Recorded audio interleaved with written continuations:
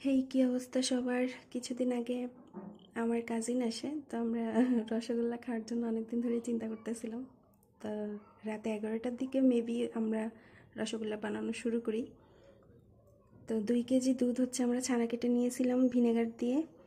এরপর হচ্ছে 10-15 মিনিট পানি ঝরিয়ে 1 চামচ সুজি আর 1 চামচ চিনি দিয়ে ভালো মতো মুথে নিতে হবে। এইখানে যেইভাবে দেখতে পাচ্ছেন এইভাবেই।